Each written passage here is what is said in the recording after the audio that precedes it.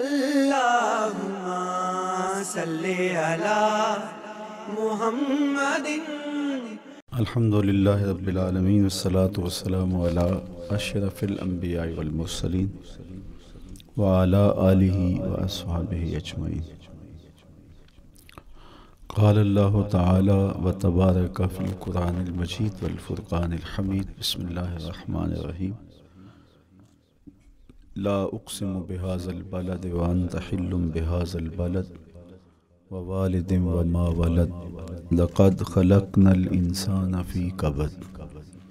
صدق الله مولانا العظيم وصدق رسوله النبي الكريم الرؤوف الرحيم. اللهم نور قلوبنا بالقرآن وزين أخلاقنا بالقرآن وأدخلنا الجنة بالقرآن ونجنا من النار بالقرآن. قال الله تعالى وتبارك في شان حبيبه مخبرا وآمرا إن الله وملائكته يصلون على النبي يا أيها الذين آمنوا صلوا عليه وسلموا تسليما. اللهم صل على سيدنا ومولانا محمد معدن الجود والکرم صلاة وسلاما علیک یا سیدی یا رسول اللہ. میں نے آپ کے سامنے قرآن مجید کے جو کلمات تلاوت کیے ان میں اسی حقیقت کو بیان کیا گیا. لا اقسم بہذا البلد، آغاز ہوا شہر مکہ کی قسم سے. قسم ہے مجھے اس شہر کی، پھر وجہ قسم بھی بیان کی. وَأَنْتَ حِلٌّ بِهَذَا الْبَلَدِ، مجھے اس شہر کی قسم اس لیے کہ محبوب اس شہر میں تو جو بستا ہے، تیرا بسیرا ہے اس شہر میں، اس شہر کی گلیوں نے تیرے قدم چومے ہیں اور تیرے انفاس کی مہک اس کی فضاؤں میں بسی ہے، اس لیے مجھے قسم کہ یہاں تم رہتے ہو.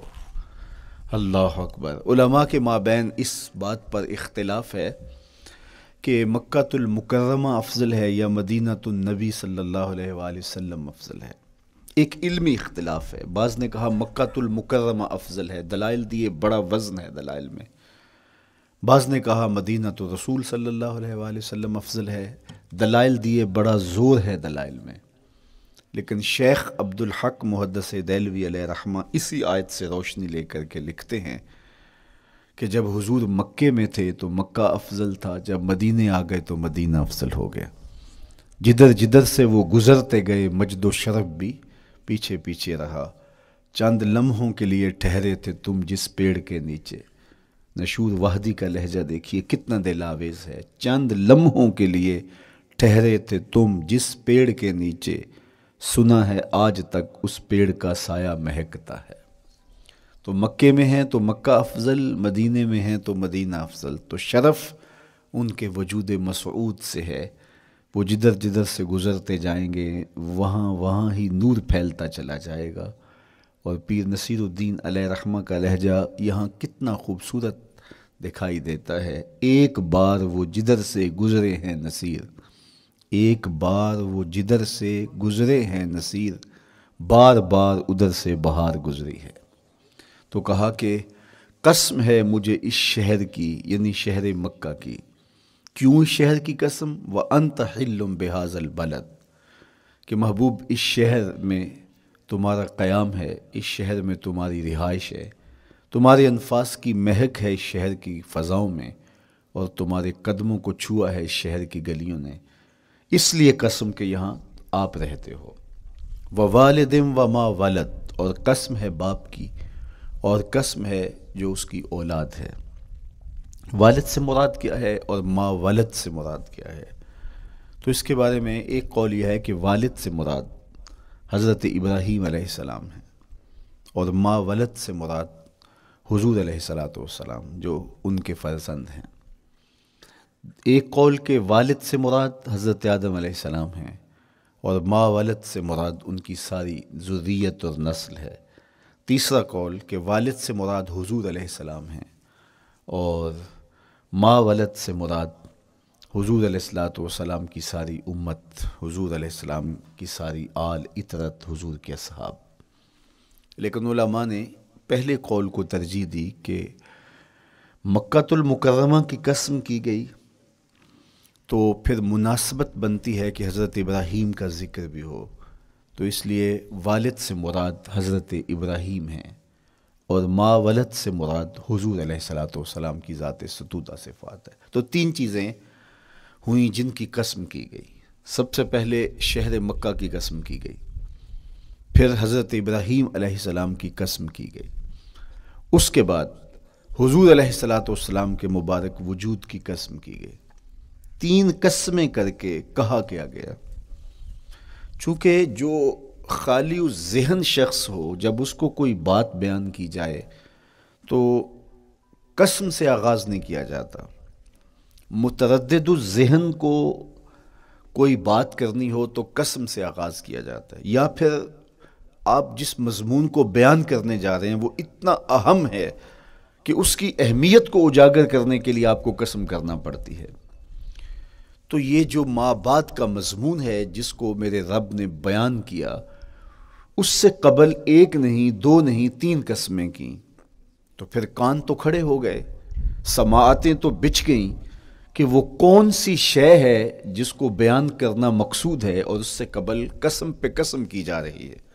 قسم محبوب شہر مکہ کی، قسم محبوب تیرے والد بزرگوار حضرت ابراہیم علیہ السلام کی، اور قسم تیرے پاکیزہ وجود کی۔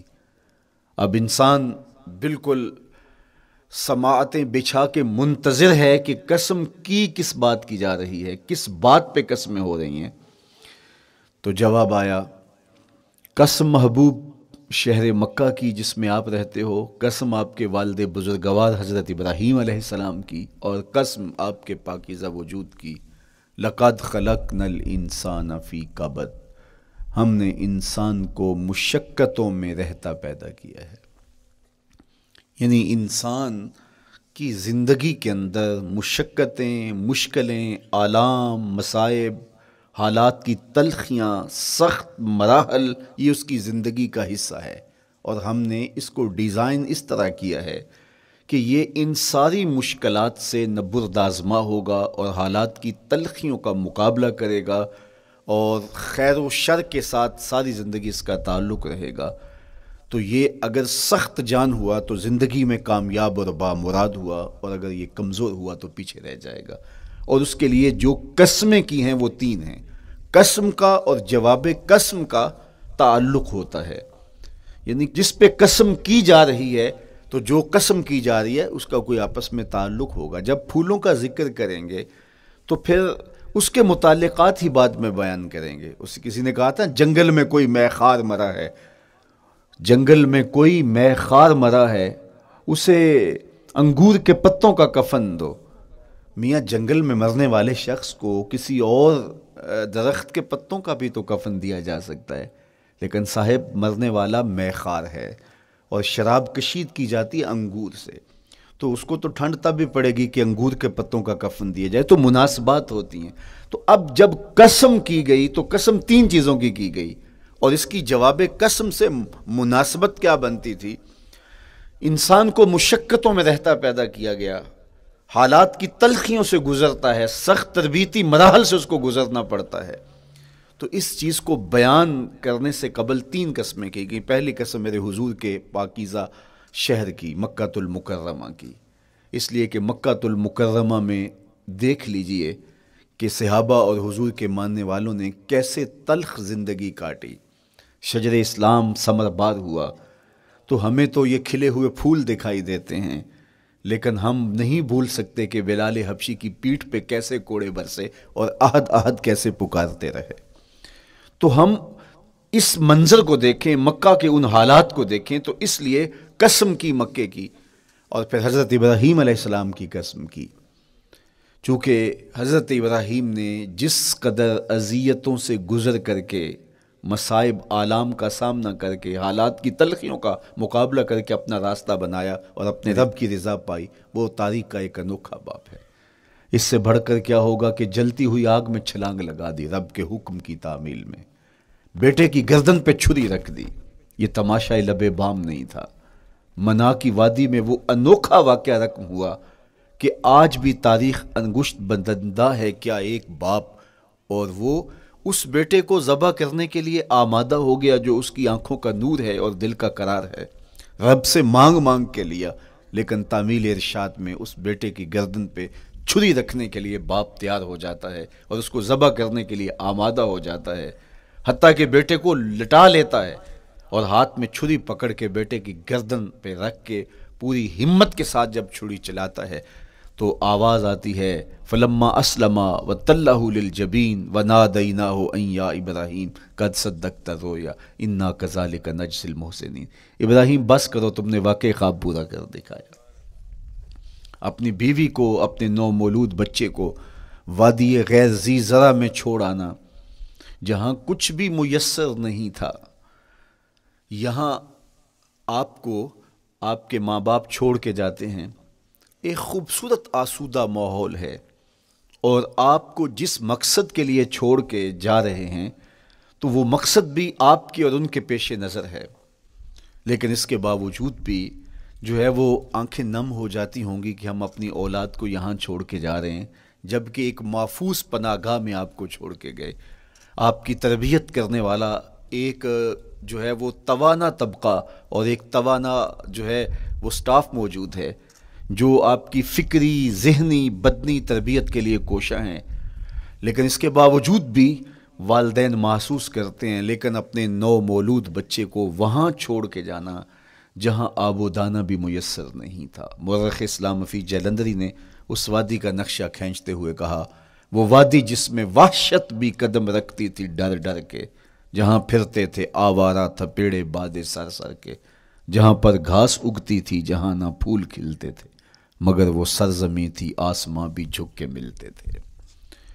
تو اس وادی میں چھوڑ کے آنا، حضرت ابراہیم نے جو امتحانات دیے، اس لیے ان کی قسم کی، چونکہ جواب قسم کا تعلق بنتا ہے تو قسم ابراہیم کے پاکیزہ وجود کی کہ جنہوں نے دکھ سہے، تکالیف آلام گوارا کی، لیکن پائے ثبات میں لغزش نہیں آنے دی۔ تیسری قسم میرے حضور کے پاکیزہ وجود کی فرمایا جتنے دکھ مجھے دیے گئے، جتنی اذیتیں مجھے پہنچائی گئیں، اتنی کسی کو نہیں دی گئیں۔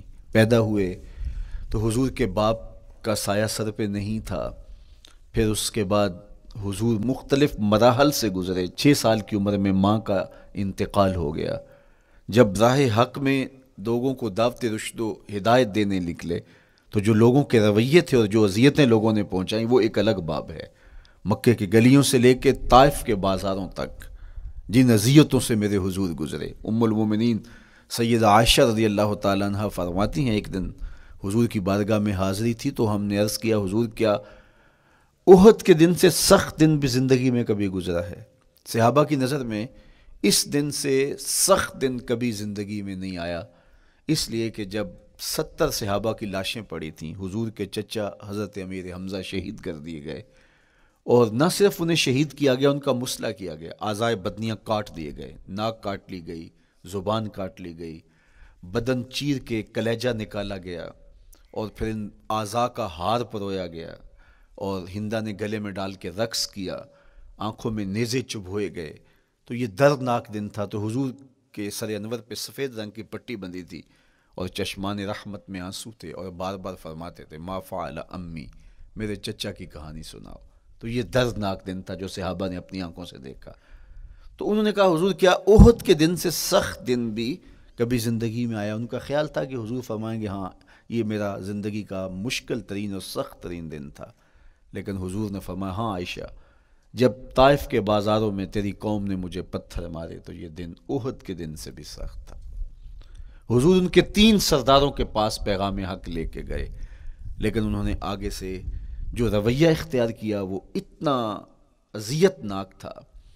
حضور نے فرمایا کہ ٹھیک ہے، میں تمہاری خیر خواہی کا جذبہ لے کے تمہارے تک پہنچا ہوں، تم نے میری دعوت کو قبول نہیں کیا، تمہاری مرضی، تمہارا مقسوم، چلو اب یہ بات میرے اور تمہارے درمیان رہنی چاہیے، اس بات کو راز رہنا چاہیے، اہل مکہ تک یہ بات نہ پہنچے۔ انہوں نے کہا ہم کیوں راز رکھیں، بلکہ اوباشوں کے ہاتھ میں پتھر دے دیے، اور حضور جب واپس ہونے لگے تو وہ حضور کے پاؤں پہ سنگزنی کرتے، حضور اپنا ایک پاؤں اٹھاتے تو دوسرے پاؤں پہ مارتے، شدت درد اور احساس کرب سے حضور بیٹھ جاتے تو ان کے غنڈے دائیں بائیں سے بڑھتے اور کندھوں سے پکڑ کے حضور کو اٹھاتے اور مشق سنگزنی کرتے۔ نالین خون سے بھر گئے، لخت لخت زخمی ہوا۔ اللہ اکبر، کیا دردناک لمحے تھے، کیا تکلیف بری گھڑیاں تھیں۔ تو کہا کہ جب طائف کے بازاروں میں تیری قوم نے مجھے پتھر مارے تو یہ دن احد کے دن سے بھی سخت تھا۔ اچھا، جب حضور پر اس طرح آلام و مصائب ٹوٹ پڑے تو حضور کے ساتھ جو صحابہ تھے انہوں نے کہا حضور ان کے لیے بد دعا کر دیجئے۔ تو میرے حضور بولے میں رحمت بن کے آیا ہوں، میں رحمت بن کے آیا ہوں۔ اللہ اکبر، ان کا تقاضا پہم بڑا تو حضور کے ہاتھ اٹھ گئے، اور پھر حضور نے جو کہا سنیے، اللہم اہد قومی فإنہم لا یعقلون، اے اللہ میری قوم کو ہدایت دے دے، یہ مجھے جانتے نہیں، اگر جانتے تو ان کا میرے ساتھ یہ رویہ نہ ہوتا۔ تو پتھروں کے جواب میں دعائیں دینا پیغمبروں کا حوصلہ ہوتا ہے۔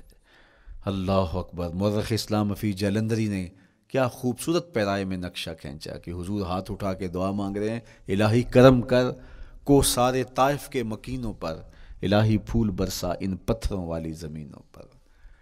تو حضور نے دکھ سہے، تکلیفیں سہی۔ اب 3 قسمیں کی، شہر مکہ کی قسم جہاں حضور کے صحابہ نے تکلیفیں سہی، اس شہر کی گلیوں میں انہیں گھسیٹا گیا اور ان کو کچی کھالوں میں لپیٹ کے دھونیاں دی گئیں، انہیں اذیت ناک مراحل سے گزارا گیا۔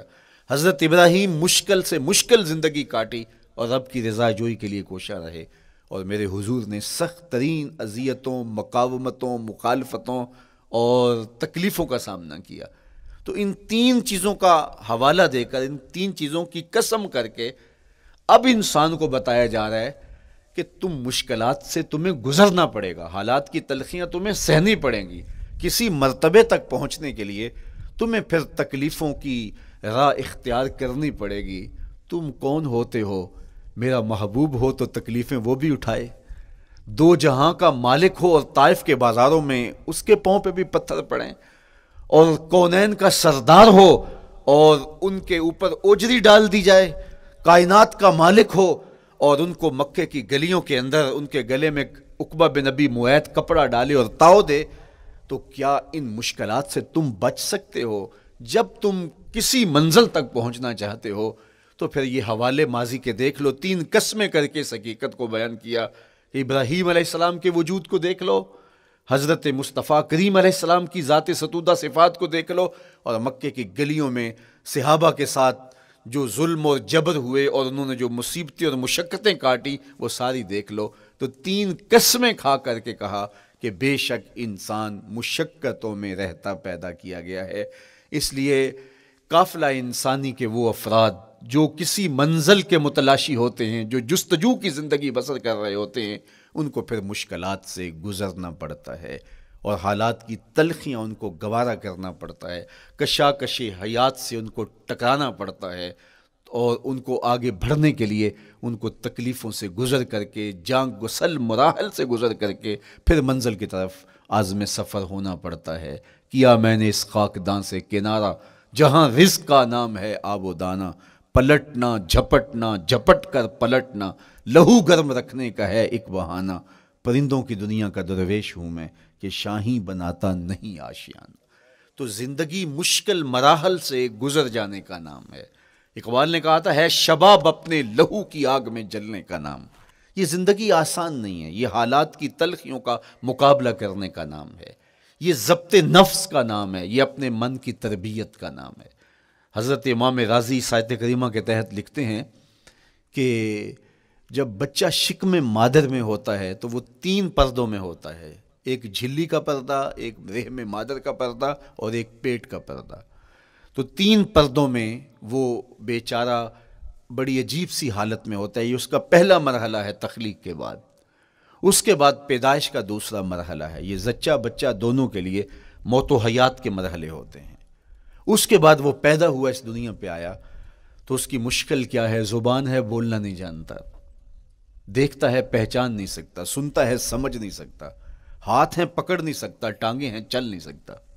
کتنی مشکل بن گئی، یہ سب کچھ چیزیں ہونے کے باوجود بھی وہ بے بس دکھائی دیتا ہے، اس کو دودھ مانگنے کے لیے بھی رونا پڑتا ہے۔ تو یہ ایک مرحلہ تھا. پھر آہستہ آہستہ اس نے بولنا سیکھا، ایک ایک حرف کر کے لفظ لفظ جوڑ کے وہ جملے مکمل کرتا رہا. آج تو زبان کا طوطی بولتا ہے، آج تو بات کریں تو جو ہے وہ ماحول تھم جاتا ہے. لیکن انسان ذرا پلٹ کے آغوش مادر میں تیری ماں نے ایک ایک حرف تجھے سکھایا تھا، ایک ایک لفظ تجھے سکھایا تھا، لفظ لفظ کر کے حرف حرف کر کے جملے بنے. اور آج تیری گفتار کی شوخی کے تذکرے زمانے میں ہیں، تو پھر تجھے بولنا سکھایا. تو چل نہیں سکتا تھا، آج تیری جو ہے وہ جولانیاں دیکھنے والی ہیں، تیری رفتار کو کوئی چھو نہیں سکتا ہے. تیری آنکھوں کی بجلیاں آج عقابوں سے بڑھ کر ہیں. آج تیرے کانوں کے اندر نغموں کا جہاں آباد ہے. آج تیرے ہاتھوں کی گرفت کہ آگے شیر غراں بھی ہو تو وہ بھی بے بس ہو جاتا ہے. لیکن دیکھ تو کتنا مجبور تھا.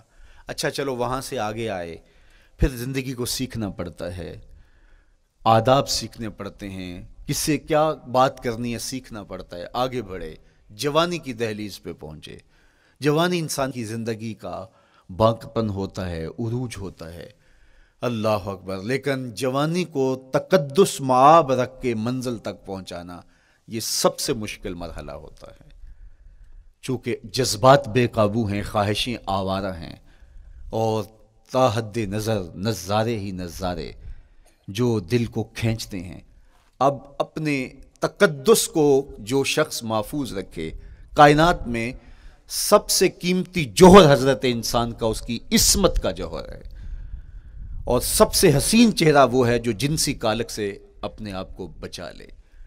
تو جوانی ہو، باقپن ہو، اور پھر اپنی خواہشات کو بے قابو نہ ہونے دیا جائے. سب سے مشکل مرحلہ پوری زندگی میں یہ آتا ہے. کسی نے کہا تھا کتاب زیست کا ایک اور باب بیت گیا، شباب بیت گیا، ایک عذاب بیت گیا.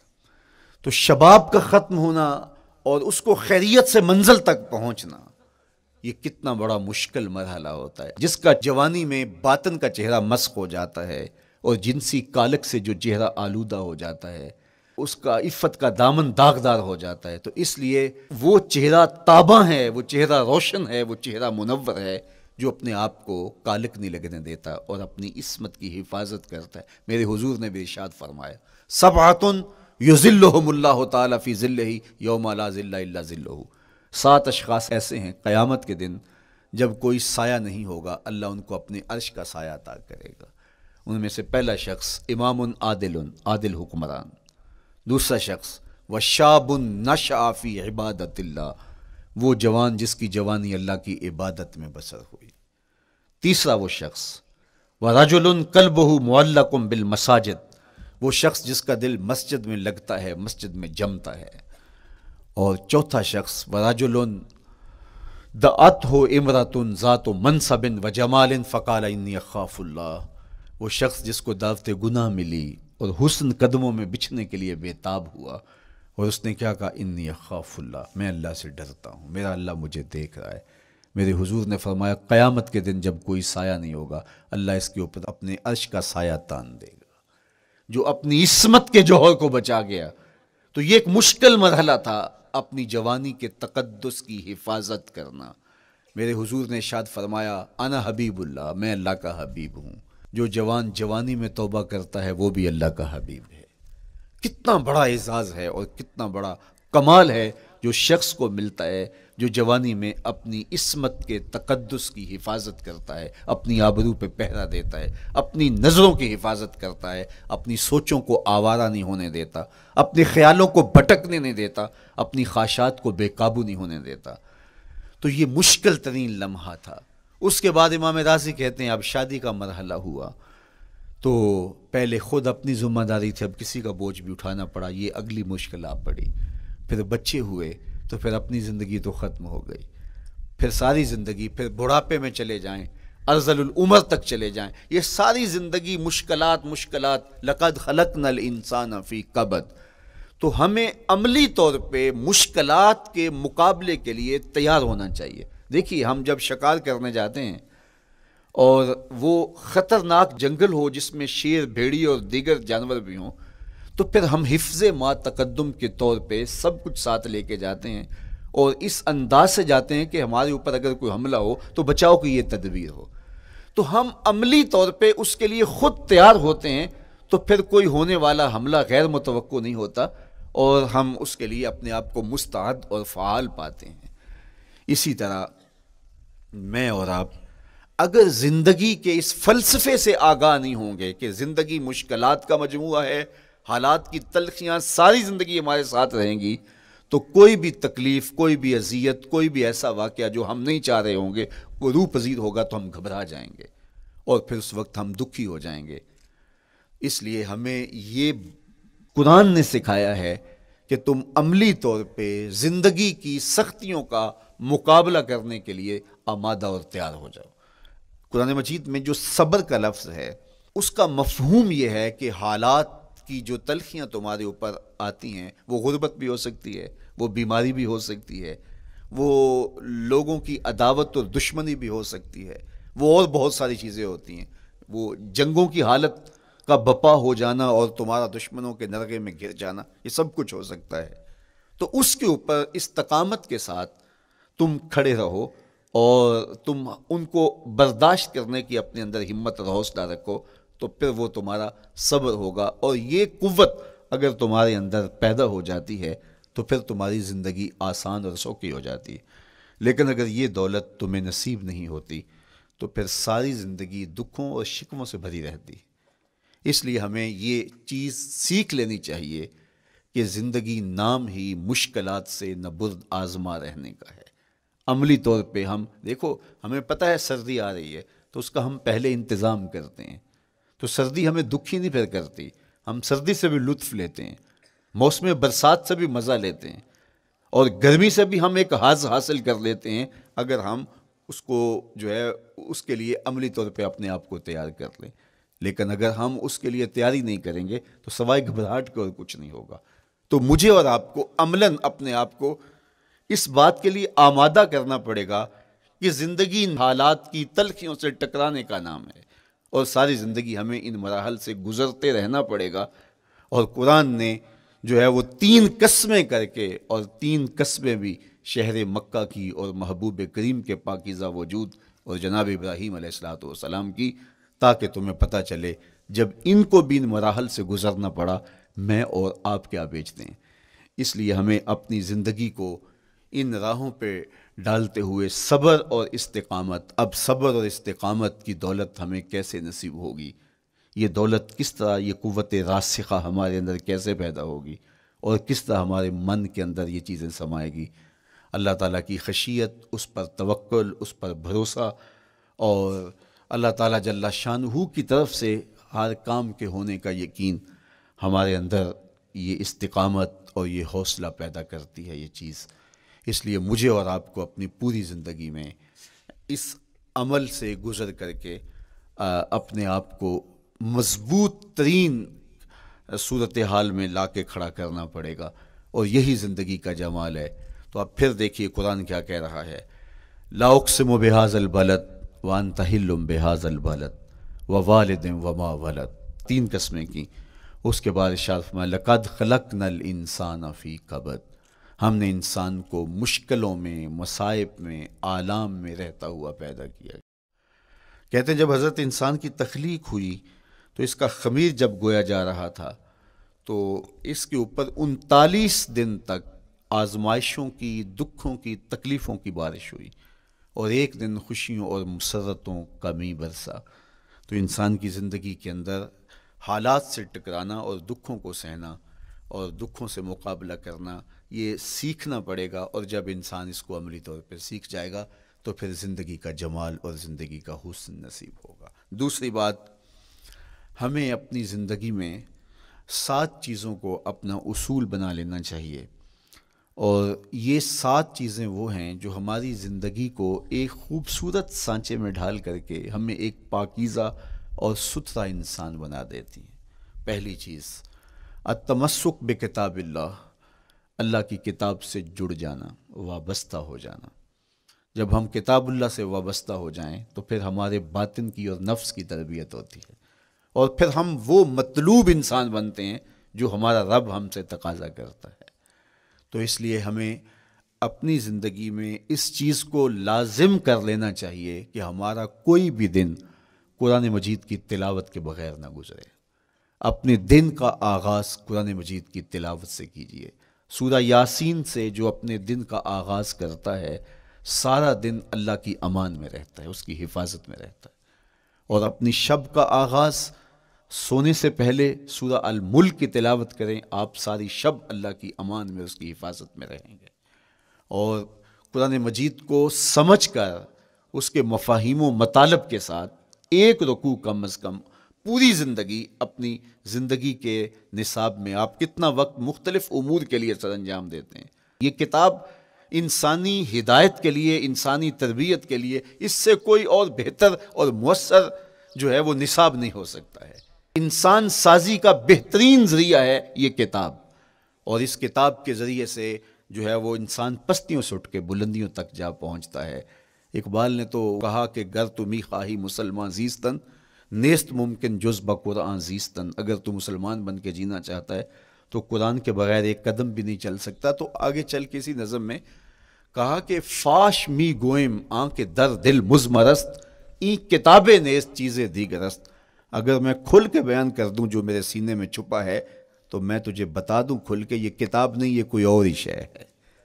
کن لوگوں کو کہاں سے اٹھایا اور یہ کتاب کہاں تک لے گئی، جو باہمی جنگ و جدل میں الجھے ہوئے تھے اور حرف شناس بھی نہیں تھے، جو سواد آشنا بھی نہیں تھے، پھر انہوں نے جو ہے وہ روما کی سلطنت بھی الٹ کے رکھ دی۔ یہ کرشمہ تھا اس کتاب کا جس نے زندگی کا جمال ان کی روحوں کے اندر پیدا کر دیا۔ تو میں اور آپ اپنی زندگی میں قرآن مجید سے کبھی بھی دور نہ ہوں۔ روزانہ کی بنیاد پہ آپ تلاوت کلام مجید اپنی زندگی میں شامل رکھیں۔ انشاءاللہ اس کے اجالے دنیا میں اور آخرت میں آپ اپنی آنکھوں سے مشاہدہ کریں گے۔ حضرت امام احمد بن حنبل فرماتے ہیں، میں نے رب سے کہا کہ مجھے اپنا قرب عطا کر، آواز آئی میرا قرب چاہتے ہو تو قرآن پڑھا کرو۔ یہ رب کی قربت کی بھی ضمانت ہے اور ضبط نفس اور باطن کی تربیت کا بھی ذریعہ ہے۔ اچھا، دوسری بات، والاقتداء بسنت رسول اللہ صلی اللہ علیہ وآلہ وسلم۔ ہمارے لیے بہترین نمونہ ہمارے حضور علیہ الصلوۃ والسلام کی زندگی ہے، حضور کے دیا ہوا نظام حیات ہے جس پر حضور نے خود عمل کر کے دکھایا۔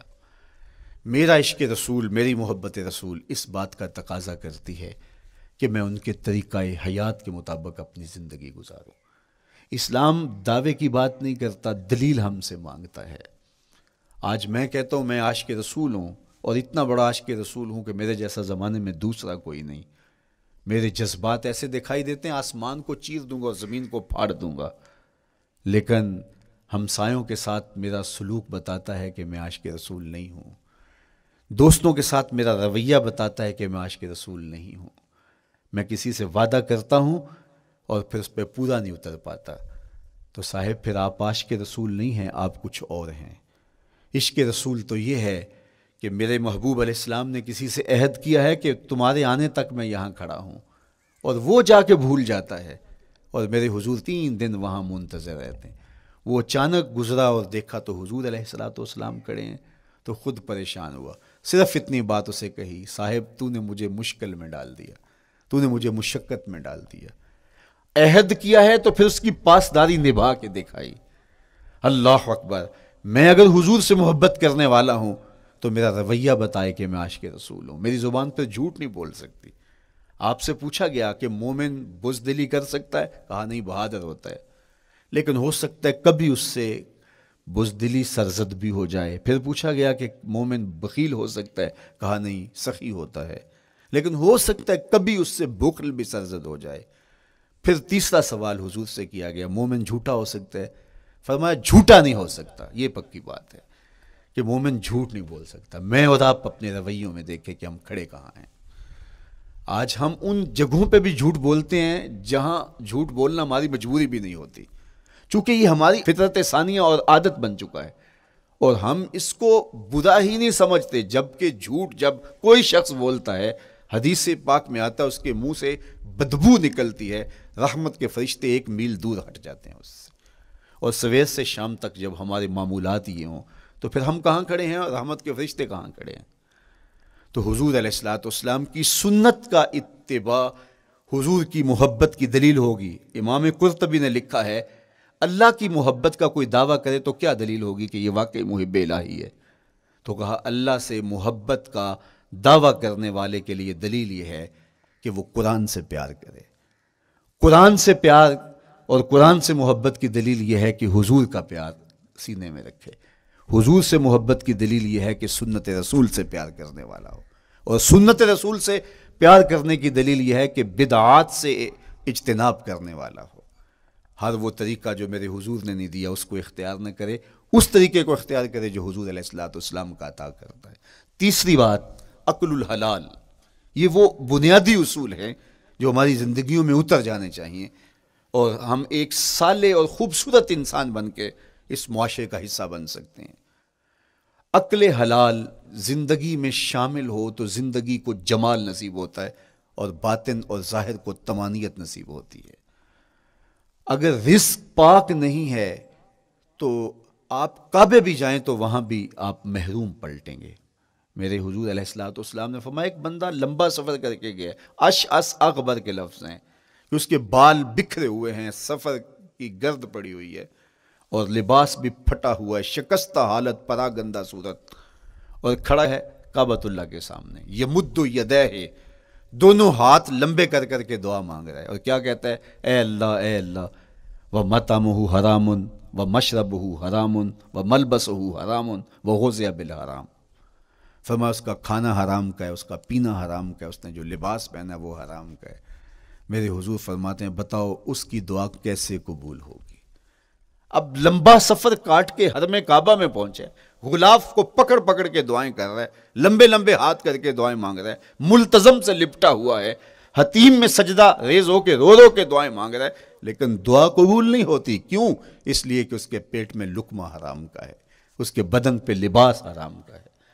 تو اسلام نے جتنا زور حلال کمانے، حلال کھانے اور حلال اختیار کرنے پر دیا ہے، تو ایک مومن اگر اسلام کے مبادیات سے بھی آگاہ ہو تو اس کی تو زندگی کے اندر جو ہے وہ حرام گھس ہی نہیں سکتا ہے، بلکہ وہ مشکوک سے بھی اجتناب کرے۔ چوتھی چیز، کف الاذی۔ اپنے آپ کو ایسا بناؤ کہ تمہارے وجود سے کسی کو ضرر اور تکلیف نہ پہنچے۔ ہمارا اسلام تو ہمیں یہ بتاتا ہے کہ تم پیاز یا لہسن کھا کے مسجد میں نہ جاؤ کہ تمہارے منہ سے جو سمیل آتی ہے اس سے کسی کو تکلیف نہ پہنچے۔ تو یہ اسلام کی دی ہوئی تعلیمات ہیں کہ مسجد میں بھی جانا ہے تو اپنے آپ کو دیکھو کہ تمہاری حالت کیا ہے، تمہاری وجہ سے کسی کو تکلیف نہ پہنچے، تمہارے رویے اتنے خوبصورت ہوں، تمہارے ہمسائے بتائیں کہ یہ واقعی مسلمان ہے۔ مسلمان کی تعریف کی گئی، المسلم من سلم المسلمون من لسانہ و یدہ۔ مسلمان کون ہے؟ جس کے ہاتھ سے، جس کی زبان سے دوسرا مسلمان بھائی محفوظ ہے، تو وہ مسلمان ہے۔ اللہ اکبر۔ ہم یہ جو کہتے ہیں السلام علیکم، اس کو کہتے ہیں تحیت المسلم، مسلمان کا تحیت۔ تو اس میں اس کے معنی پہ غور کریں تو ہم اس کو ضمانت دے رہے ہوتے ہیں، السلام علیکم، تیرے اوپر سلامتی ہو۔ تو ہم اپنی جانب سے اسے ضمانت دیتے ہیں، میرے بھائی میری طرف سے تیری عزت، تیری جان، تیری آبرو سلامت ہے، اب میری جانب سے تو پریشان نہیں ہونا، میں تجھے سلامتی کی ضمانت دیتا ہوں۔ اور وہ آگے سے کیا کہتا ہے؟ وعلیکم السلام، میرے بھائی پھر میری جانب سے بھی تیرا سب کچھ محفوظ ہے۔ اگر سلام کا مفہوم اچھی طرح ہماری روحوں میں اتر جائے تو پھر ایسا ہو نہیں سکتا کہ ہم جس کو السلام علیکم کہہ دیں پھر اس سے ہم دھوکہ کریں، یا اس کی آبرو پہ حملہ آور ہوں، یا اس کے مال پہ حملہ آور ہوں جب السلام علیکم کہہ دیا۔ چونکہ جو ہمیں لفظ بولنے کے لیے کہا گئے ہیں اس کے پیچھے فلسفہ ہے لفظوں کا۔ یہ پھول ہیں، ان کو دیکھ کر سبحان اللہ کہنے کا کہا گیا ہے، پہاڑوں کو دیکھ کے اللہ اکبر کہنے کا کہا گیا ہے۔ پہاڑوں کو دیکھ کے سبحان اللہ کہہ دیں اور پھولوں کو دیکھ کے اللہ اکبر کہہ دیں، ایسا کیوں نہیں کہہ دیتے؟ لیکن نہیں، اس لیے کہ جب پہاڑوں کو دیکھتے ہیں تو دل میں ان کی ہیبت پیدا ہوتی ہے۔ اتنے بڑے پہاڑ، سمندر کو دیکھتے ہیں تو اس کی ہیبت پیدا ہوتی ہے، اتنا بڑا سمندر تا حد نظر پھیلا ہوا، تو جب اس کی بڑائی پیدا ہونے لگتی ہے تو فوراً پلٹایا گیا اللہ کی بڑائی کی طرف اور کہا بول اللہ اکبر، یہ نہیں میرا اللہ بڑا ہے۔ اور پھول کو جب دیکھا تو اس کی لطافت کی طرف الجھنے لگے، کتنا خوبصورت ہے، درزوں میں کیسے خوشبو بسی ہوئی ہے، کیسے رنگ ہیں، کیسے جمال ہیں۔ اللہ اکبر۔ وہ کیا کسی نے کہا تھا نا کہ درزوں کی لطافت میں خوشبو نے اماں پائی، گل چیرنے والے نے کس شان سے چیرا ہے۔ تو کیا کمال ہے یار، کیا پتیاں ہیں، کیا رنگ ہے، کیا خوبصورتی ہے، کیا لطافت ہے، الجھنے لگے، کہا بول سبحان اللہ، یہ کیا ہے، جس نے رنگ بھرے ہیں وہ پاک ہے۔ تو تیرا دل الجھ نہ جائے، تو جو ہم بولتے ہیں لفظ جہاں بھی بولتے ہیں اس کے پیچھے ایک فلسفہ ہوتا ہے۔ السلام علیکم یہ تحیۃ المسلم ہے، جب ہم کسی کو کہتے ہیں السلام علیکم تو اس کو ہم نے ضمانت دے دی، بس بات ختم، اب جو ہے وہ میری جانب سے تو محفوظ ہے۔ لیکن ہم سلام بھی لے رہے ہوں گے اور ہاتھ بھی کاٹ رہے ہوں گے اور اس کی جیب بھی کاٹ رہے ہوں گے، پھر سلام نہیں لیا، ہم نے منافقت کی ہے۔ تو کف الاذی چوتھی چیز، اور پانچویں چیز اجتناب المعاصی، گناہوں سے اپنے آپ کو بچا کے رکھنا۔ نیکی کرنا بہت اہم ہے، لیکن نیکی کرنے سے زیادہ اہم اپنے آپ کو گناہوں سے بچانا ہے، چونکہ شر کی قوتیں ہمارے ساتھ جڑی ہوئی ہیں، اس لیے اپنے آپ کی حفاظت جب ہم کریں گے تو ہم ایک اچھی صورت میں آگے بڑھیں گے۔ اور چھٹی چیز وہ ہے التوبہ، توبہ تسلسل کے ساتھ کرتے رہیے۔ یہ تصور کہ بڑھاپے میں توبہ کریں گے، یہ تصور کہاں سے آیا؟ یا ہمارے ہاں آج کل یہ کلچر پیدا ہوا ہے کہ لیلۃ القدر یا شبرات کے دن سارے جڑ کے توبہ کرنے بیٹھ جاتے ہیں اور پورا سال اپنی مرضی کی زندگی گزارتے ہیں۔ ایسا نہیں ہے، میرے حضور کے دامن پہ ایک بھی گناہ کا دھبا نہیں تھا۔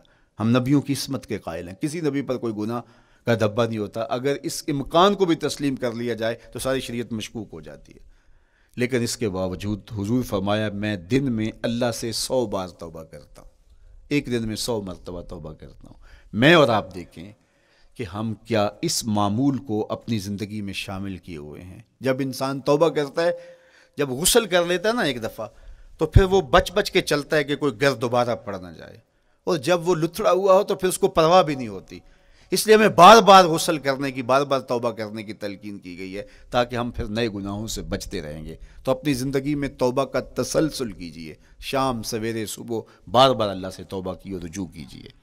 اور آخری چیز ادا الحقوق، حقوق کا ادا کرنا۔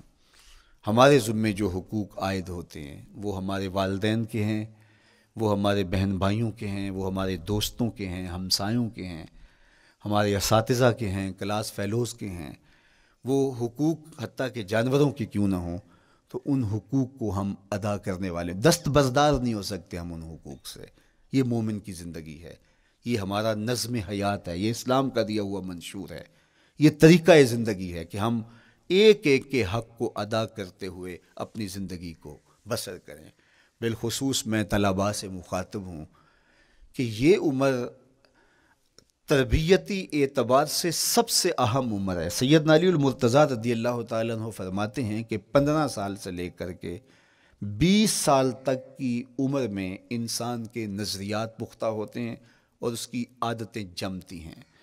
یہ دوسرے کہتے ہیں 13 سے 19 سال تک کی عمر، وہ کہتے ہیں یہ بڑی اہمیت کی حامل ہے۔ تو 13 سے 19 سال یا 15 سے 20 سال تک کی عمر، بعض کا تو ہوتا ہے کہ ابھی بچے ہیں، ماں باپ بھی سستی کرتے ہیں کہ ان کو تہجد کا عادی اب کیوں بنائیں، ابھی تو یہ بچے ہیں، ان کو ان چیزوں سے، چھوٹی چھوٹی چیزوں کا عادی اب کیوں بنائیں، جب بڑے ہوں گے، سمجھدار ہوں گے، ذمہ داریوں کا بوجھ آئے گا، سب کچھ کر لیں گے۔ تو پھر اس وقت کرنا مشکل ہوتا ہے، پھر کر نہیں پاتا بندہ۔ تو جو سیکھنا ہے، جو عادتیں پختہ کرنی ہے، وہ اسی زندگی میں ہوتی ہیں۔ تو یہ آپ کا ایک موقع ہے، آپ کو ایک ماحول فراہم ہوا ہے۔ آپ کے ہمسائے آپ کے کلاس فیلوز ہیں جو آپ کے ساتھ کمرے میں رہ رہے ہیں۔ ہمسائیگی کے حقوق ادا کرنے کا جو انداز ہے وہ یہاں ہی سیکھیے اور اپنے اندر اس کو متحقق کیجیے اور پختہ کیجیے۔ اسی طرح اپنے گفتگو کے لہجوں میں شائستگی، اپنے انداز کے اندر خوبصورتی اور اپنے رویوں کے اندر جمال پیدا کرنے کی کوشش کریں۔ اپنے آپ کو مؤثر بنائیں اور شریعت کے بتائے ہوئے اصولوں اور ضابطوں کے مطابق آپ جب زندگی کے چند دن گزار لیں گے، پھر زندگی گزارنے کا نشہ آنے لگ جائے گا۔ چونکہ جب ہم اپنی خواہش کی زندگی گزارتے ہیں تو پھر ہم خود بے چین اور مضطرب ہوتے ہیں، اس لیے کہ ہمیں اس طرح زندگی گزارنی چاہیے جس طرح ہمارے رب نے ہمیں بتایا ہے۔ آپ کوئی بھی مشین خریدتے ہیں، کوئی بھی چیز لیتے ہیں تو اس کے ساتھ چھوٹی سی بک دیتے ہیں، آپ کو اس کا طریقہ استعمال بتاتے ہیں کہ اس کو یوں استعمال کرو گے تو دیر پا اس کے فوائد حاصل کرو گے۔ اگر یہ مائک ہم اس طرح استعمال نہیں کرتے، اپنی خواہش سے استعمال کریں گے تو پھر نتیجہ کیا ہوگا کہ تھوڑے دنوں کے بعد جو ہے وہ خرابی کی طرف سلسلہ چلے گا۔ اس طرح یہ وجود جس پاکیزہ ذات نے بنایا ہے، اس نے ہمیں بتایا ہے کہ اس کو استعمال کیسے کرنا ہے اور اس زندگی کو کیسے گزارنا ہے۔ اور پھر انسان کو ایک ماڈل اور نمونہ بھی چاہیے، تو کہا نمونہ دیکھنا ہے تو محمد عربی کی ذات دیکھ لو، ادھر دیکھتے جاؤ اور زندگی گزارتے جاؤ، دیکھنا تمہاری زندگی کتنی خوبصورت اور کتنی پروقار گزرتی ہے۔ اللہ آپ کو دنیا آخرت کی برکتیں دے، اپنی پناہوں اور اپنی امان اور اپنی حفاظتوں کا حصار دے، اور آنے والا کل اللہ بہتر فرمائے، میرے وطن کی خیر کرے، میرے ملک کو امن کے اجالے دے، یہاں دہشت گردی کے سلگتے الاؤ ٹھنڈے کر کے امن کی بہاریں پیدا کر دے۔ کی محمد سے وفا تو نے تو ہم تیرے ہیں، یہ جہاں چیز ہے کیا لوح و قلم تیرے ہیں۔ وآخر دعوانا ان الحمدللہ۔